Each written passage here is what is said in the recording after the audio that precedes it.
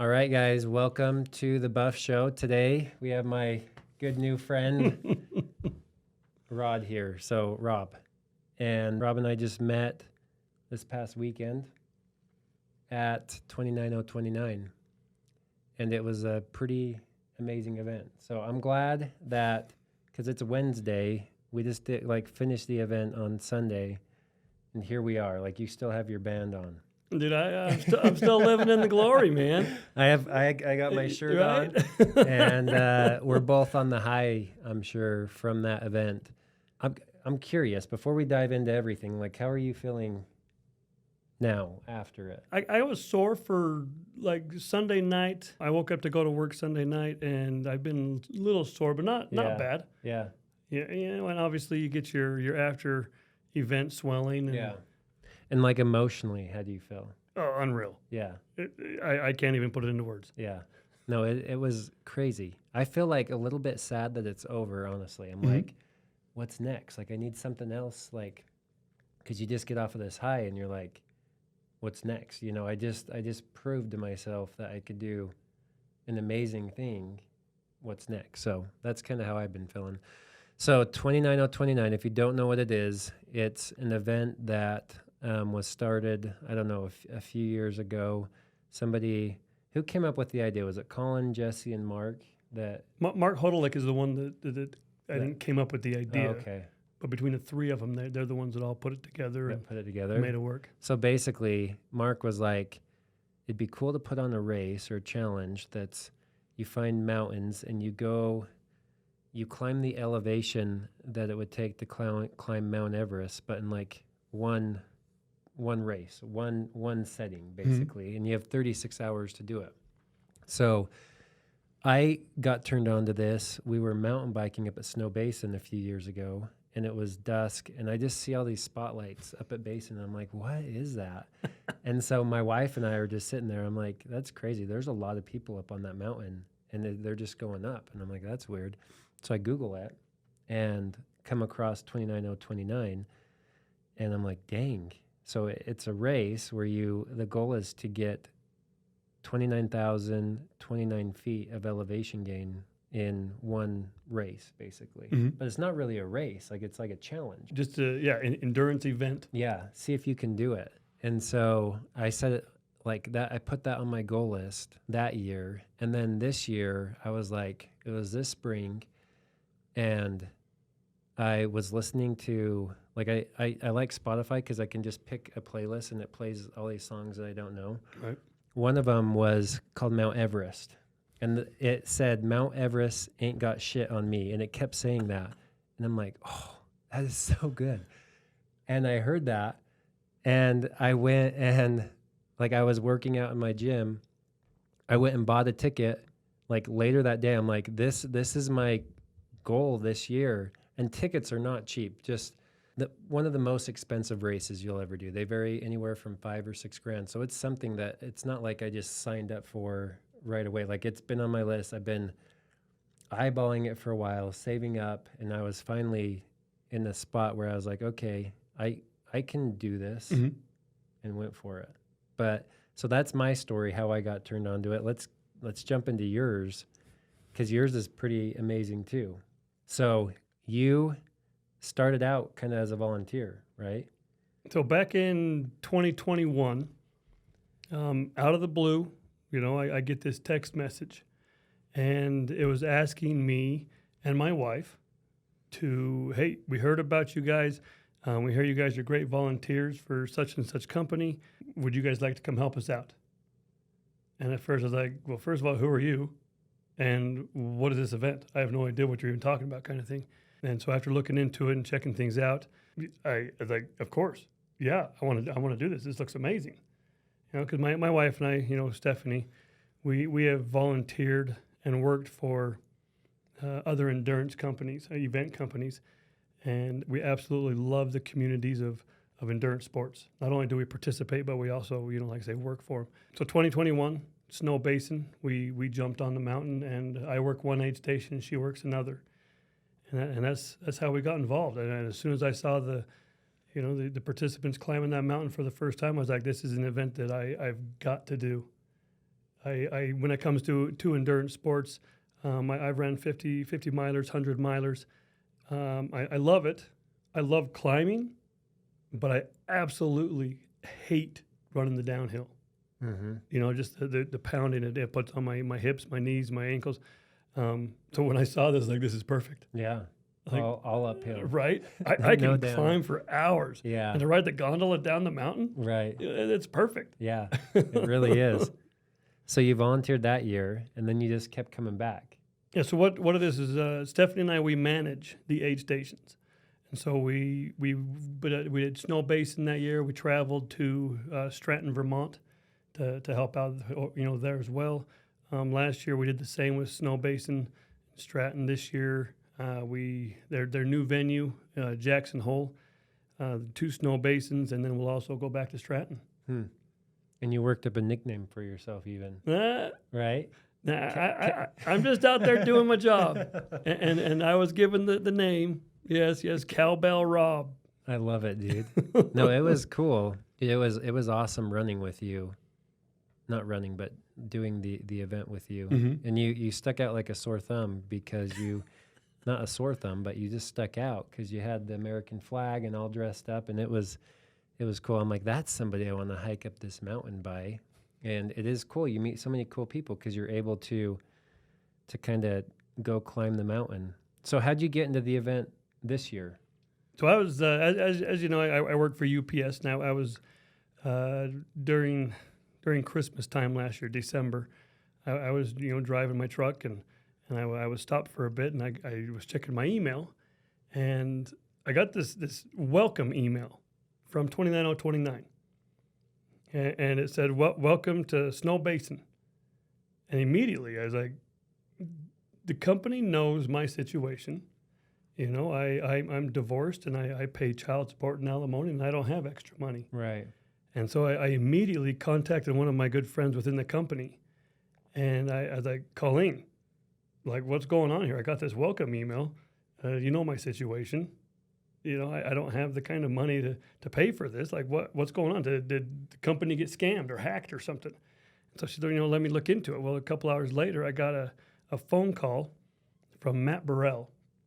He's one of the main guys with the company, and he's like, "Rob, sorry, I meant to give you a call. I got busy after I sent that email to you.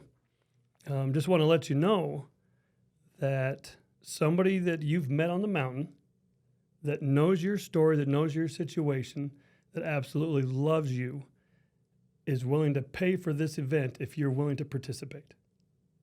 Oh my gosh. And I seriously, I just started bawling, because that's the kind of community that you're now a part of. Right. And the kindness and the love and the support that these people give you, it's unbelievable. And so, of course, I was like, yes, I'm doing it. But knowing that somebody gifted this opportunity to me, I knew that I was going to have to be more than ready. I was going to have to train harder than I've ever trained for anything. What I was able to do anyways, just because my job is, I don't have a whole lot of time. Right. But I gave it my all.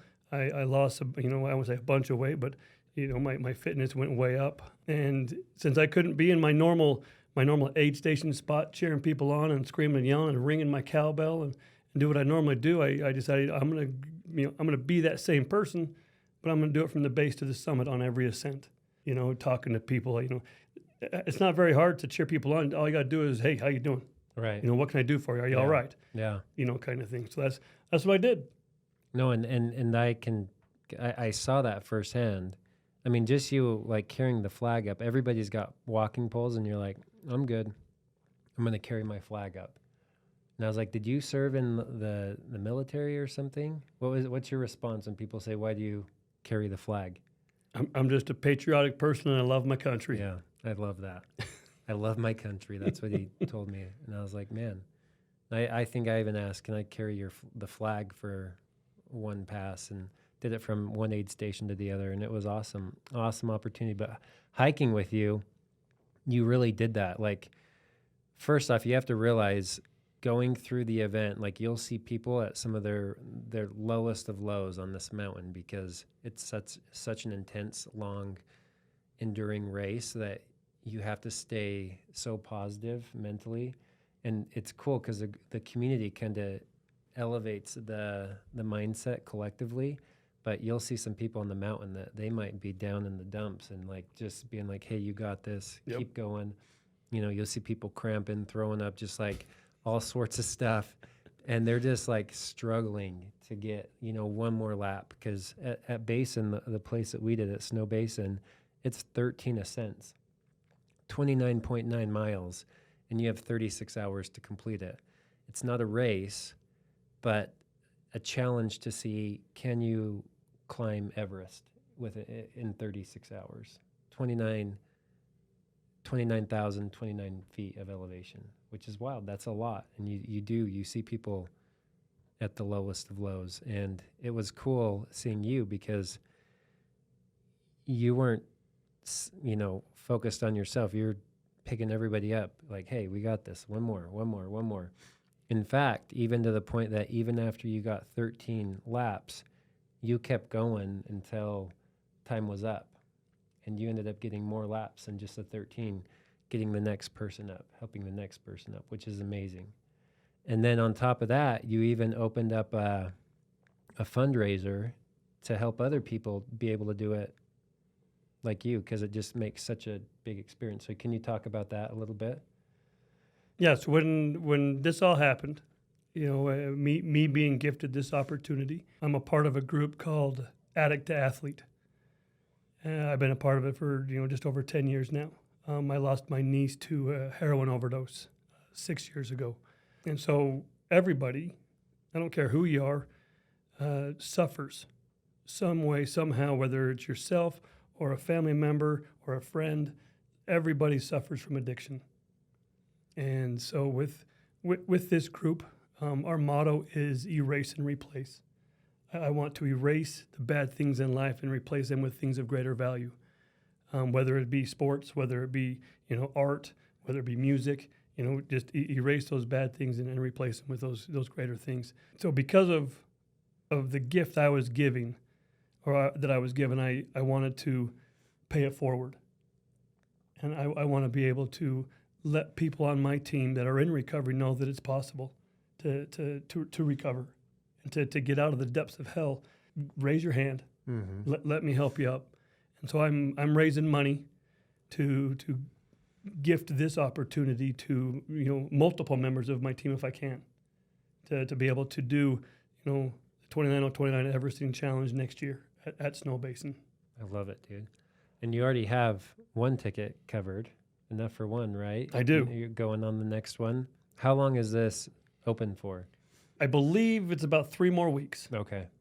But we can always take donations on our website, addicttoathlete.com.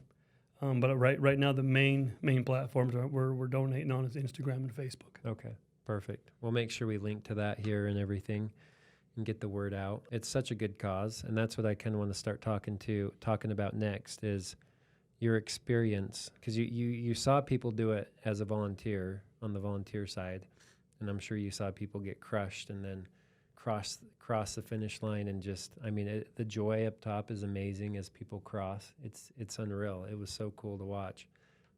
What was your experience like actually doing it this time? At first it was weird. Yeah. You know, because as we got to that first aid station on that first ascent, I got up to my spot. Yeah. Where I stood for hours on end screaming and yelling. And like I say, so it was different. Yeah. You know, but I kept moving, and each ascent was different. I got to hang out with, you know, multiple people, you know, yourself being one of them, and it's just an honor to, you know, to be a part of such an event in a community to where we're all helping each other. Right. Nobody out there is on their own. Right. And it's kind of like, you know, in the recovery world, if somebody needs help, you know, reach out and help them. Yeah. No, it's so true. One thing that like stuck out to me big time from other like events I've done is there's like no place trophies or anything like that. Like I finished one of the first ones, but not because I was like really trying to. It's just I didn't go to bed.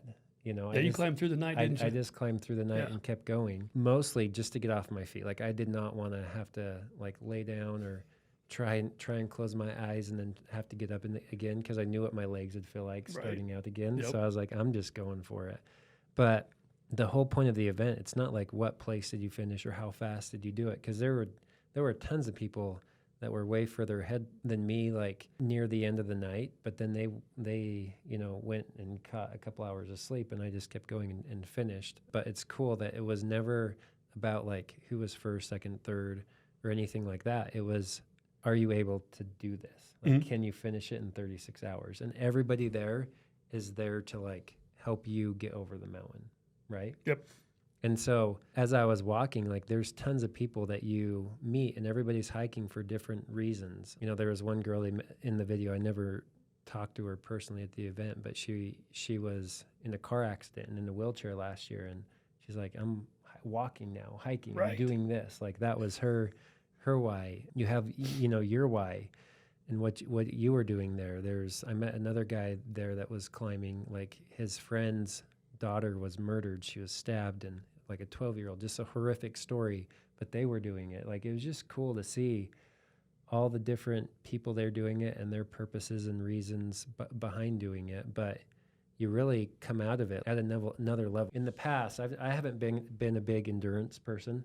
I've done like a few Spartans, a marathon, and like I've had knee surgeries in the past. So I've always given myself the excuse. One, I'm not a great runner. Two, I've had knee surgery. Like I don't even have an ACL in my knee right now. Oh, wow. And like I've always thought, when I turned 30, I was like, I got to do 30 miles. Like I'm going to do 30 miles. So I just made up my own race, and we did 30 miles on a trail. Me and a buddy, we did Inspiration Point, Ben Lomond, Lewis Peak, and finished at Ogden Canyon.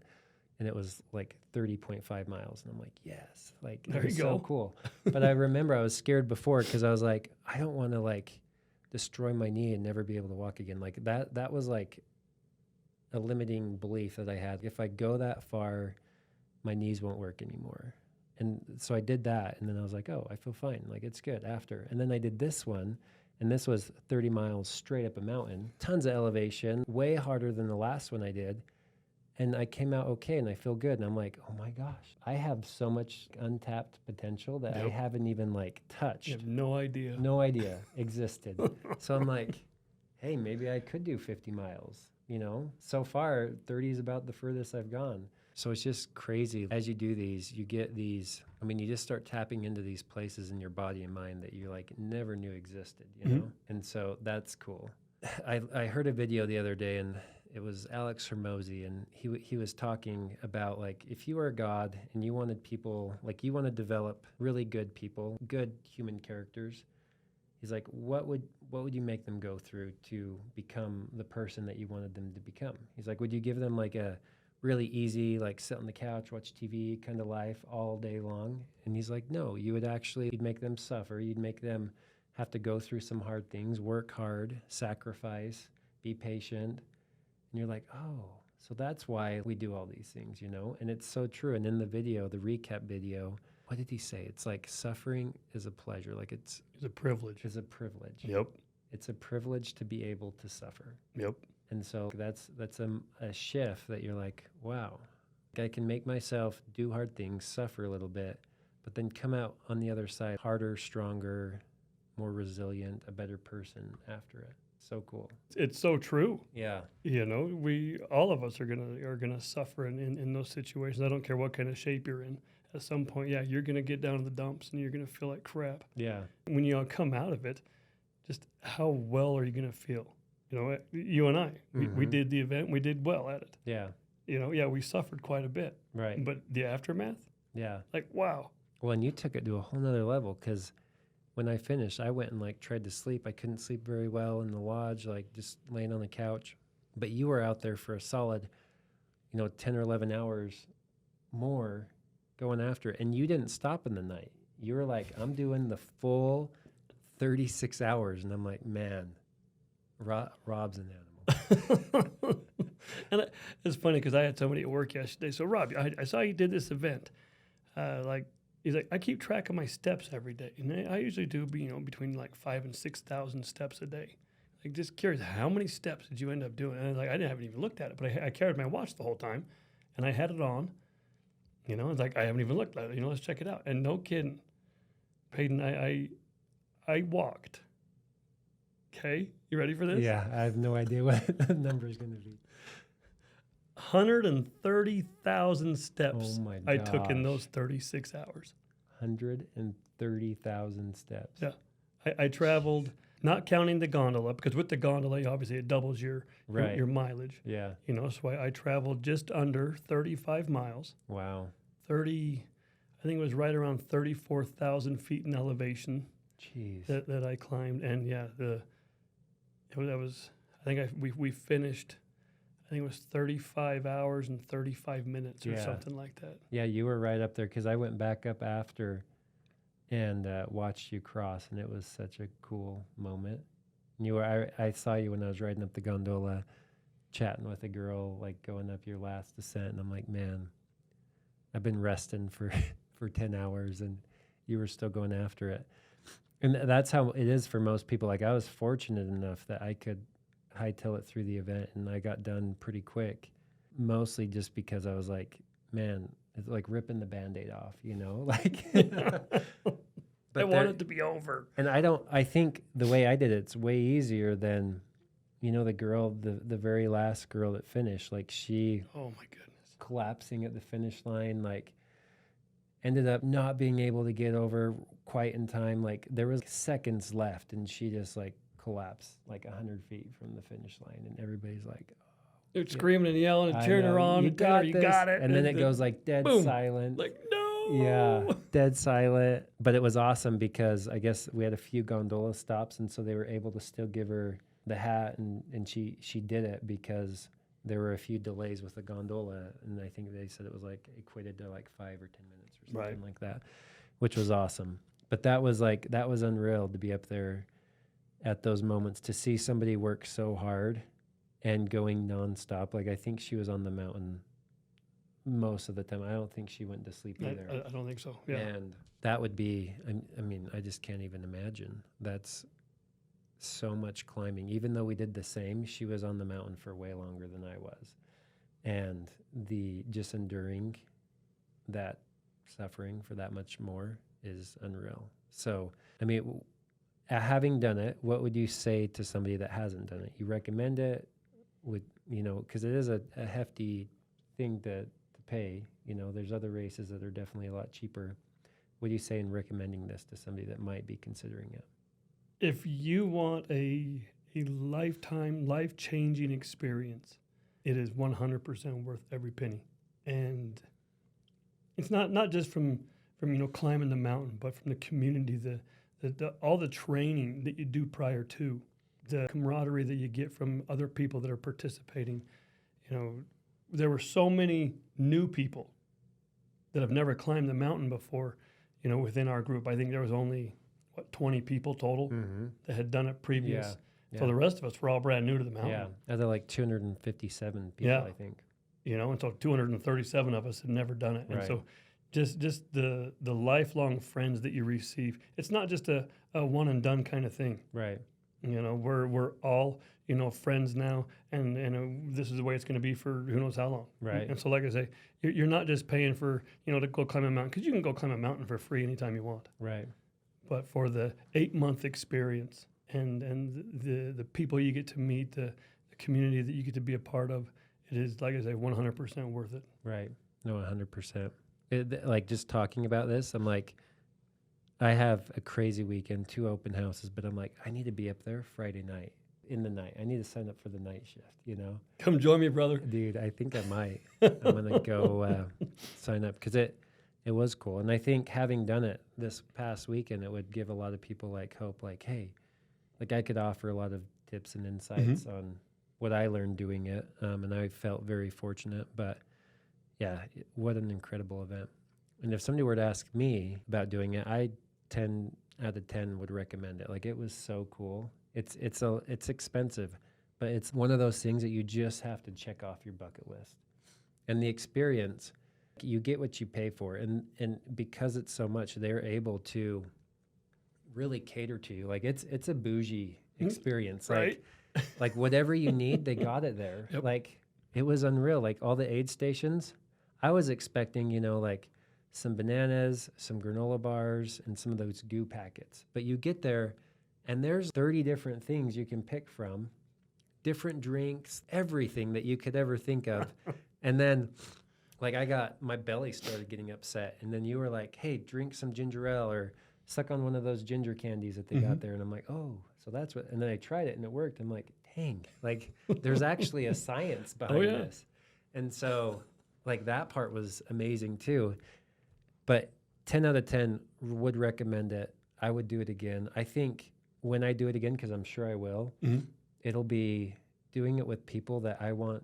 I'm a big it was an amazing experience for me, so now I want other people to share it with me. Right. And so doing that with my wife or my dad or a brother or brother-in-law would be amazing. Or just a friend. Somebody's like, hey, Peyton, I want to do this. Like, I think I'd be pretty easy to convince to sign up again and go do it again just because it was so cool. And I met a few people there that they're like, we just do one of these a year and it keeps us in shape. Like the expense of paying the entry fee ticket holds us accountable to our health goals.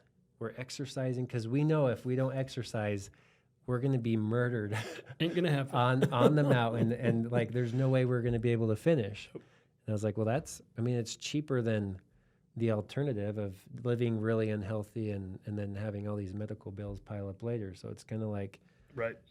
Why not have fun with it if you call it fun? It is weird. There is fun and pleasure in the suffering just because of what you find you're made out of, at the end. So amazing. Like I'm still on the high. People like it was so fun. I'm excited. What days are you volunteering on this next one? I'll be there. I'm gonna head up tomorrow after I get off work. Welcome, people to the event again, like I did last week on Thursday. I'll head home, and then I think our first shift is Friday from 2 to midnight, and then my wife and I'll come off the mountain, and then we'll head up again 8 a.m. to finish. I don't know if I'm gonna leave the mountain though. Yeah. Now that I think about it, I've got a really good friend of mine, Al Hammond. He has done the event, I'm going to say 4 or 5 times, and he's never gotten his red hat. Oh, really? He leaves it all on the mountain every time, and he gets so close every time. And so me and Patrick Keeble, it's our goal to get him over, to get him his Everest, to get him his red hat. And so I may be going through the night with him. No, that's amazing. Who knows? Well, we'll see what happens. No, I'm excited to see that. Yeah, I definitely need to get up there and check it out from the volunteer point of view. Well, this has been awesome. Is there anything else that you feel like you want to throw in there or talk about on the event that you feel like these listeners need to know? If you guys, if you are local, and you want to see an amazing event, spectators are more than welcome to show up to the resort, especially this weekend. Go to the Learning Center, get your spectator, wristband. You can stay down at the base and cheer people on. You can ride the gondola to the top, cheer up there. But just to see what these people go through, and a lot of people that are on the mountain, they're not athletes, right? And so you look at some of the people like, what are you doing here? Right. But because they've set a goal, they've committed to doing something hard. And they're there to just change something or leave everything out there on the mountain. Yeah. I've never been a part of anything like it. And like I say, if any of you guys are around this weekend, come to Snow Basin Resort and check it out. It's awesome. No, I love it. I guess one other thing I want to throw out there is I went there with the intention of I have to do the Everest. But there are a lot of people, I think only 50-something% Everested when we did it. Mm-hmm. So almost half made it. The other half didn't quite Everest, but there's 6 other peaks, right, that they get trophies for climbing, say, Denali, or there's a number of other peaks. And it's cool because the majority of people did get a trophy, and that's their benchmark. And then a lot of them do come back to try and get, one up or the next one, and to the point where they can eventually, Everest, Right. which is awesome. Because I was shocked when I went there too, because I was like, some of these people, I'm like, I don't know how they're going to be able to do it, but it is probably just a stepping stone in their journey to the point where they can eventually one day they will be able to Everest. Right. So yeah, it was unreal. So if you guys haven't looked into it, look into 29029. How many events do they do a year? Do you know? This year has been Sun Valley, Idaho, Jackson Hole, 2 Snow Basin. Next month they're going to Whistler, Canada. In October they're going to Stratton. So 6? 6 this year, yeah. Dang. And from what I understand, they're adding a new venue next year. Oh, really? Wow. No word on where it's at Yeah. yet. I just know it's happening. So we'll see. I think they'll only do 1 snow basin next year, kind of like what they wanted to do this year. Yeah. But because it filled up so quick, they added another one. Well, yeah. I mean, it was unreal. It was a packed house. Do you know if this next one's filled up for this weekend at Snow Basin? Oh, yeah. Really? I think this weekend there's just over 300 people. Oh my gosh! So they have more than what Yeah. we had. Crazy. Usually, on average, it's about 250. Unreal. Yeah. Dang. Well, this has been awesome, Rob. Thank you for coming on. Huge kudos to you and what you're doing and the lives you're changing and everything. It's amazing. It's an inspiration for me. And I'm glad I met you. And it was cool to see, we were joking, we're kind of neighbors. You live in North Ogden and I'm in Liberty. We're, 15, 20 minutes away, and we met on the mountain, and I'm glad we did. So thanks. Amen to that, brother. I appreciate you. Yeah. So thanks for coming on, and we'll see you on the mountain. Yep.